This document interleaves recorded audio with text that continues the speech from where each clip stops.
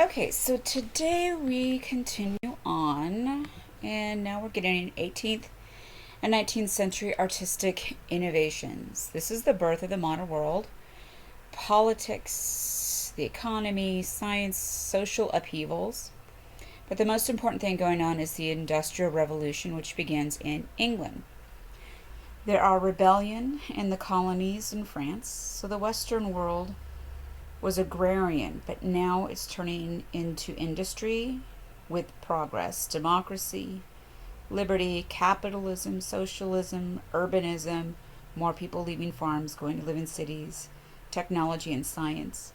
There is cheap labor, lots of raw materials, and trade and colonialism, advances in architecture and painting, and now we have photography. And society is evolving faster due to the increase of advances in technology. And with this, so does art. Art movements used to last for centuries, but now decades. Art mirrors life, and as there are changes in society, there are changes in art. At first, we have changes due to the Enlightenment period, and the Enlightenment is happening in Britain, France, Germany, and in the colonies. It's an analytical viewpoint. People are looking objectively at the world. And Enlightenment thinking is represented by Voltaire, who lived 1694 to 1778. He influences literary, history, and science. And people are now calling for greater freedoms in religion and in expression. Isaac Newton, also an Enlightenment thinker, physicist, and mathematician. He's very rational, and that's a huge characteristic of the Enlightenment period, is being rational. And you have to analyze data, not data. We also have the philosopher John Locke, and Locke believed all people are born good. Everybody's good. And we have the right to life, liberty, and property, which is going to become a huge influence on our Constitution in the U.S. There's this doctrine of progress. And Denis Diderot creates the Encyclopédie du Dictionnaire Raison des Sciences, des Arts et des Métiers. Basically, an encyclopedia of reason of science and arts and other stuff. The whole point was just to sum up all of human knowledge. Okay, 18th century revolutions. Power used to be held by the rich or the church, and now that system is gone. Locke's ideas influence new governments, life, liberty, and pursuit of happiness. Governments are now contracts, and they're only contracts to support the citizens. And if the governments do not uphold the contract, then the citizens have a right to revolt. And out of the bloody revolutions were these ideas of equality, and more people start participating in the government. Enlightenment again celebrates the individual. Not complete equality was achieved, but at least it's more egalitarian. There's more chances for equality. Technology and industrialism. There is a shift in the economy due to these technology advances. There are new ways of making textiles due to the advance of steam engines and iron. And Eli Whitney creates the cotton gin.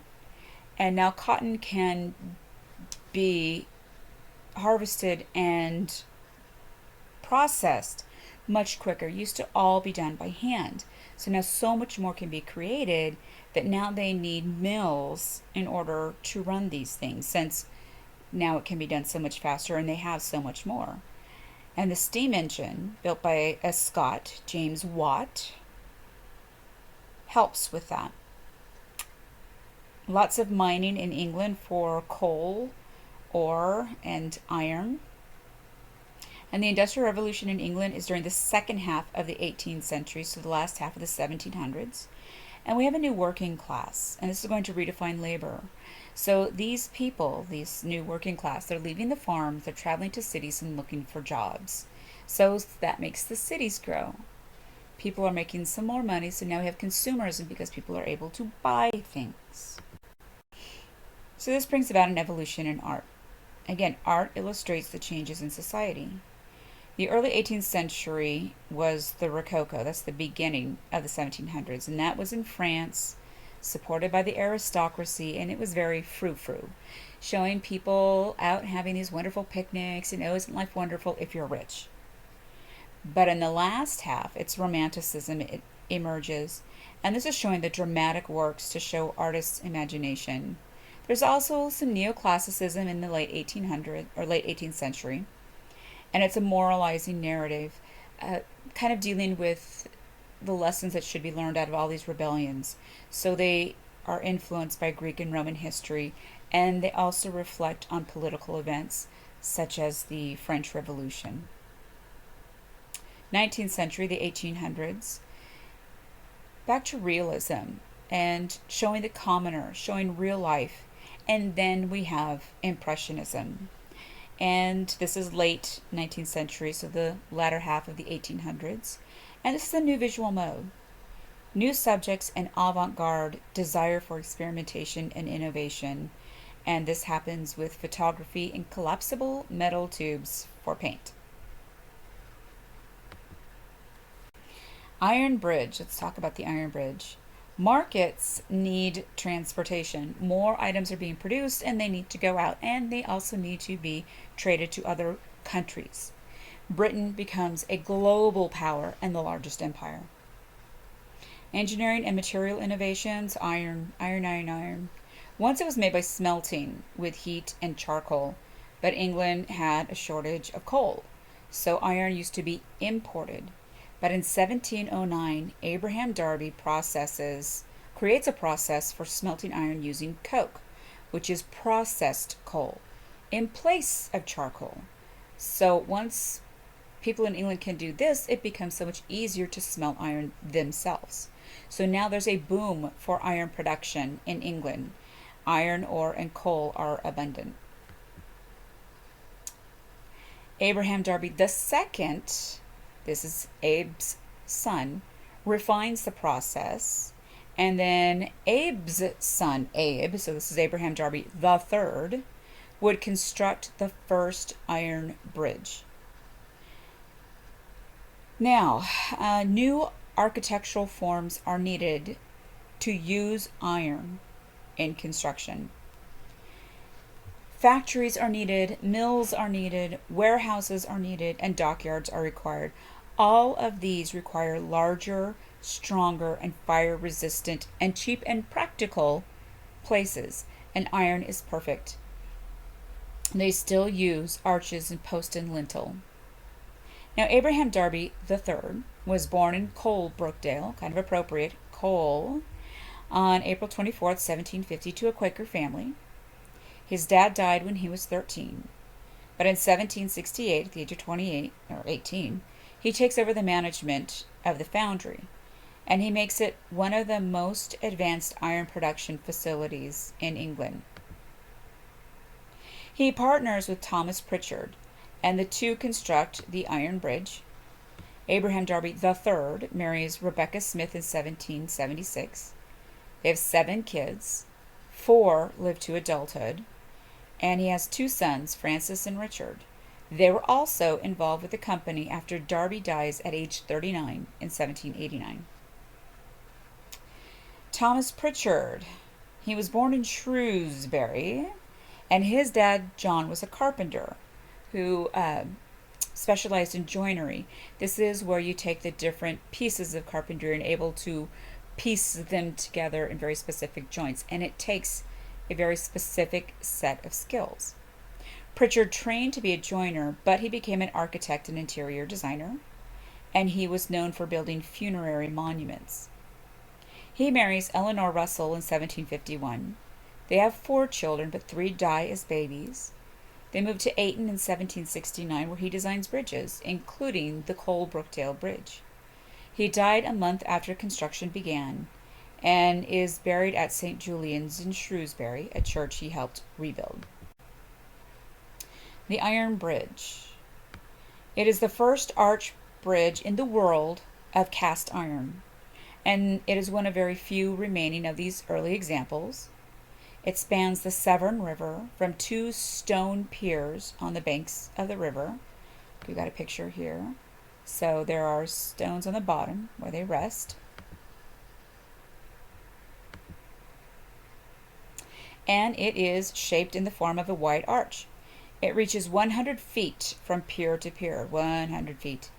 And it's an iron skeleton because you can see all just the bare bones of it.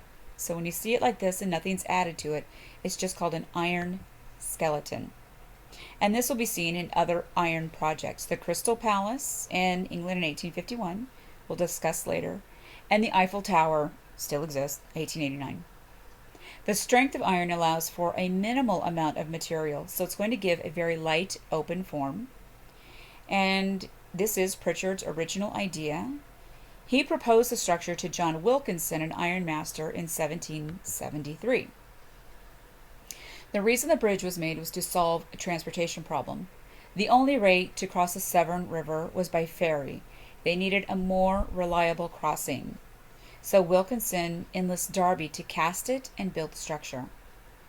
There was no precedent on how to build something like this. No one had ever done it. So they used basic carpentry methods, which, thanks to Pritchard, he knew how to use. The pieces were cast separately and they were attached using fastenings adapted from woodwork. The main arch, made of half ribs, 70 feet long. It is 5 1/4 tons. It's bolted at the bridge's span, and there were 12 cast forms and 800 pieces. It was raised in 1779 and opened on New Year's Day in 1781. So again, 379 tons of iron were needed. So 70 feet long from span to span, here to here. 5 1/4 tons. 12 forms had to be created, and there are 800 pieces. Okay, Coalbrookdale is important. Darby's ironworks were there. And Darby first, remember, Abraham Darby the first developed the coke iron technique. And the iron bridge, the iron for the bridge was made at the Darby Foundation. Darby the third agreed to cover the cost overruns.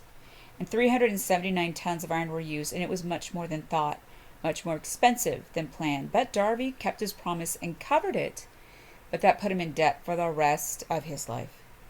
The bridge was a major tourist destination then, and it still is today. In 1934, it was closed to vehicular travel. And the bridge and the settlement of Ironbridge nearby and Ironbridge Gorge are now a World Heritage Site.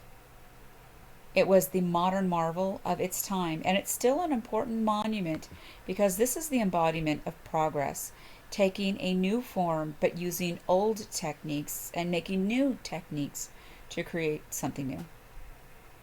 All right, moving on to Emperor's 12-symbol robe.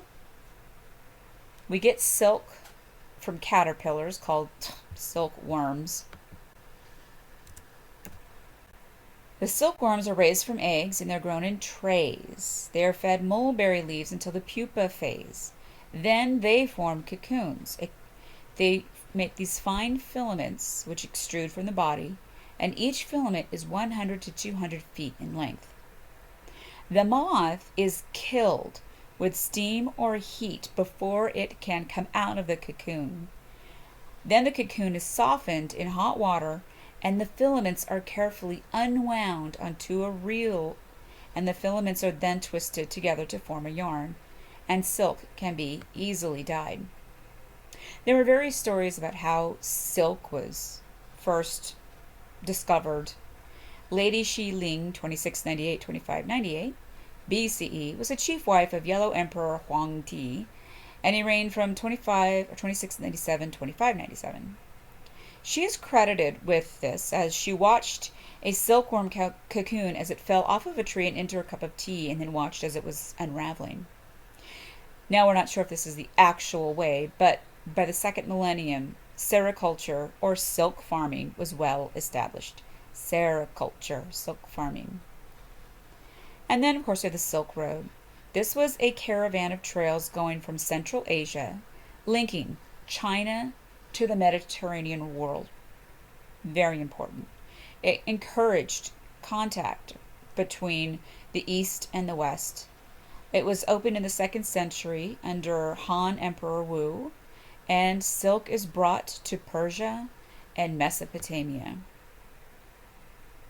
Also, other items that were shared and traded along the way were gold, ivory, glass, lacquer, incense, and spices. Also, Buddhism is brought to China from India during the 1st century.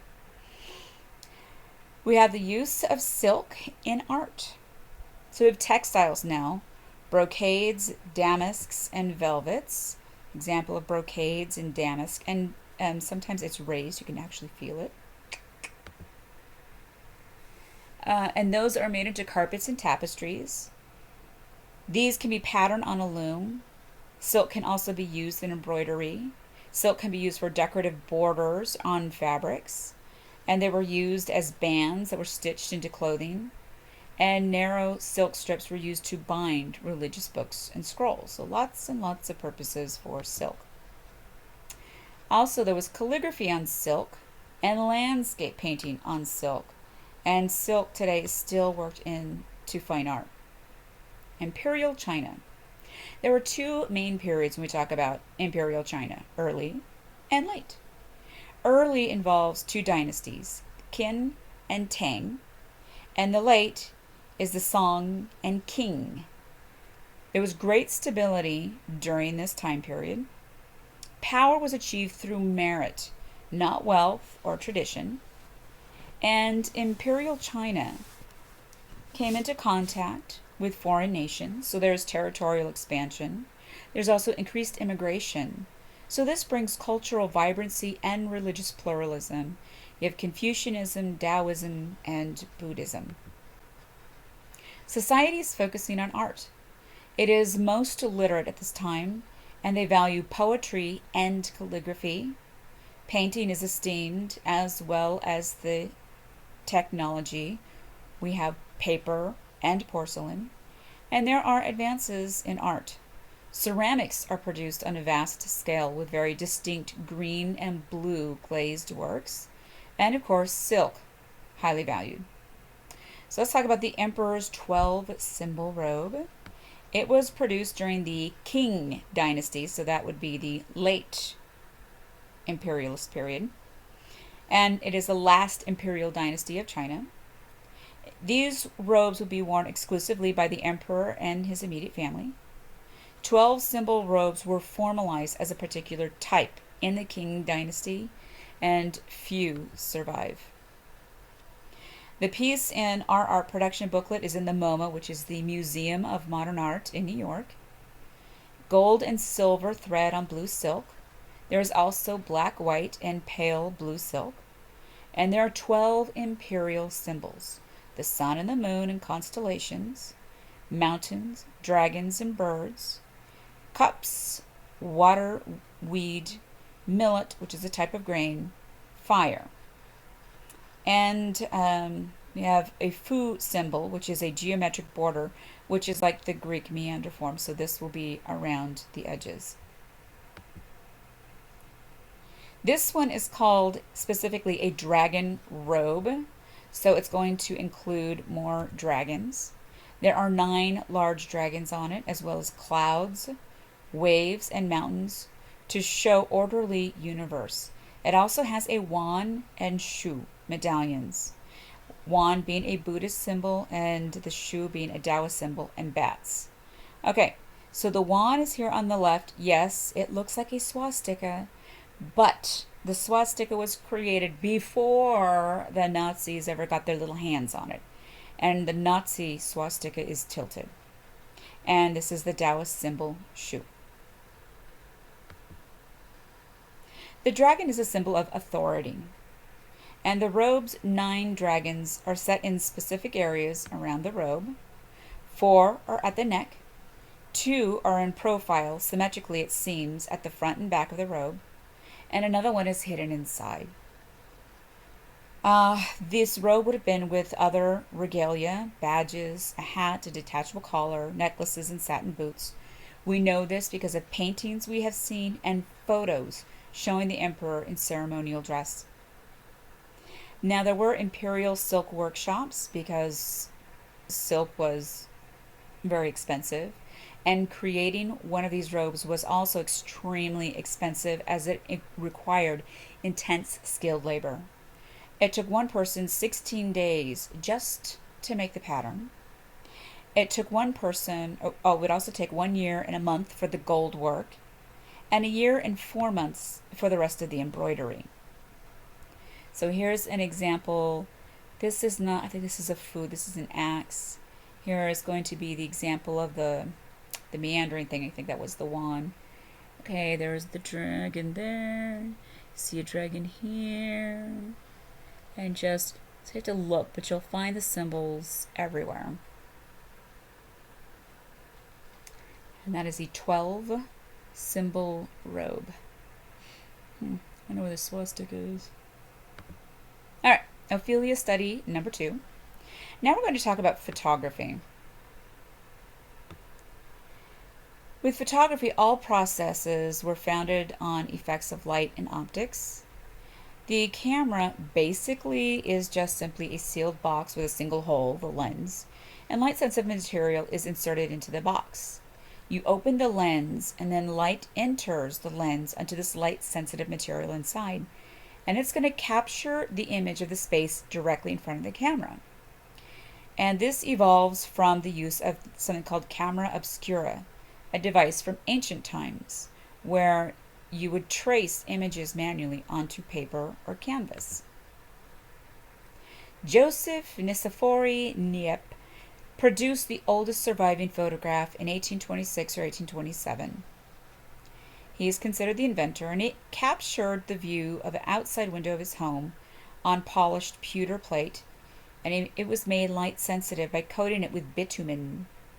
He partners with Louis Daguerre, a French artist and physicist. Niep dies in 1833, but Daguerre continues with more breakthroughs. He captures a faint image with a short exposure with an application of mercury fumes on a metal plate, and he calls this process the daguerreotype, and this is done January 7th, 1839. The effects of photography on art. Realism is the art form now, with Gustave Courbet and Jean-Francois Millet.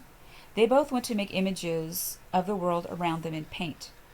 Photography they considered to be more scientific, so it was not seen as artistic. They thought anybody could do it. They could master the technique, unlike painting and sculpting. And there was actually a court case in 1862. There was a lawsuit dealing with photos and the rights of reproductions. And they were considering, is this really art?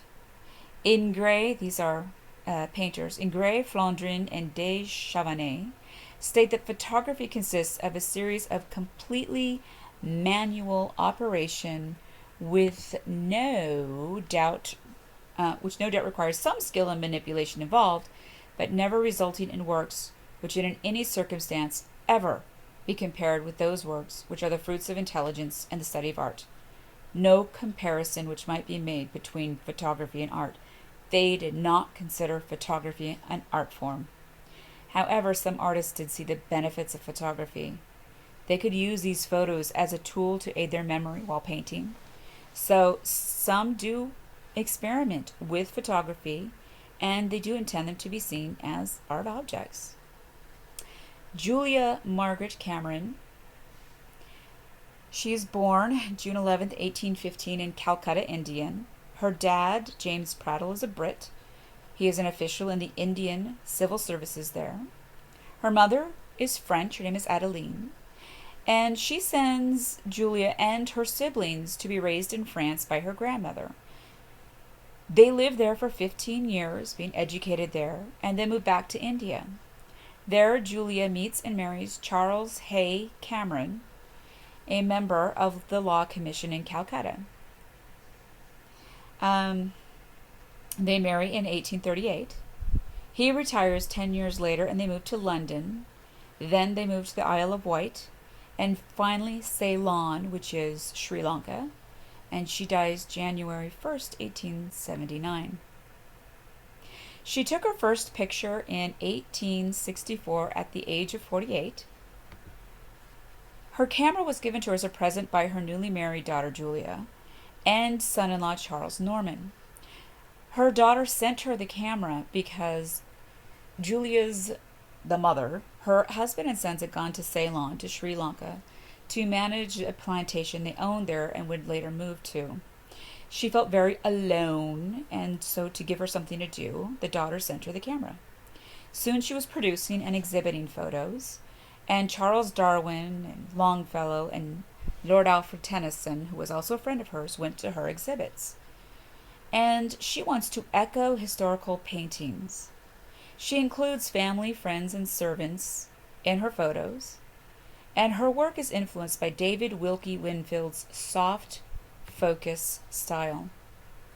She strove for artful effects, and she wrote to the British scientist and photographer, Sir John Herschel, and says to him that her aim is to ennoble photography and secure for it the character and uses of high art by combining the real and ideal and sacrificing nothing of truth, by all possible devoting to beauty, poetry and beauty.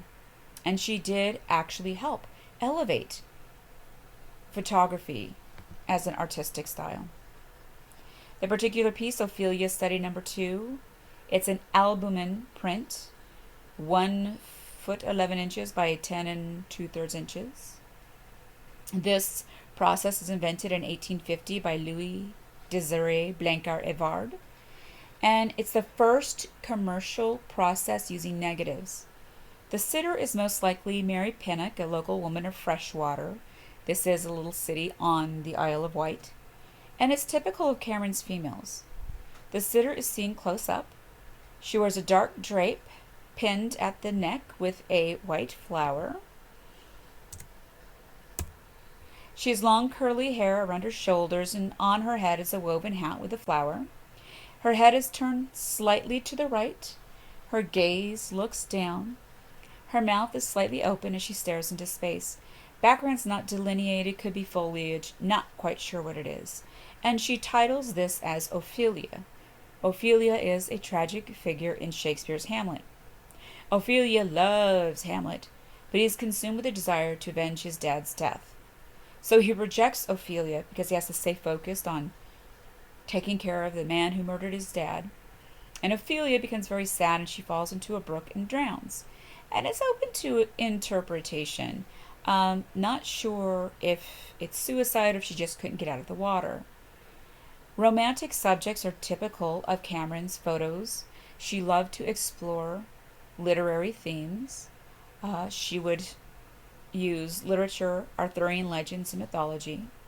Anything sad she loved to use because Cameron wanted her photos to be expressive. And again, she liked the soft focus, has kind of a hazy quality, and avoided anything with a hard focus. This is labeled pictorialist by British photography. It does have an overly artistic quality, also that can be seen in painting by the Pre-Raphaelite Brotherhood. The Pre-Raphaelites are active after mid-19th century, and that group also focuses on beautiful images of ethereal women, as are echoed in Cameron's Ophelia.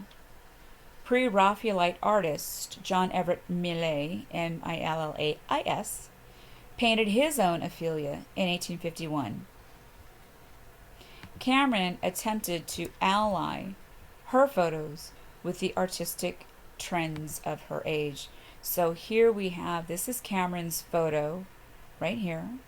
You see, very sad. And then here is Millais' Ophelia. Again, very sad. So she was trying to capture in her photos the same type of expression or emotions that you would see in the pre-Raphaelite paintings. And that's it for now.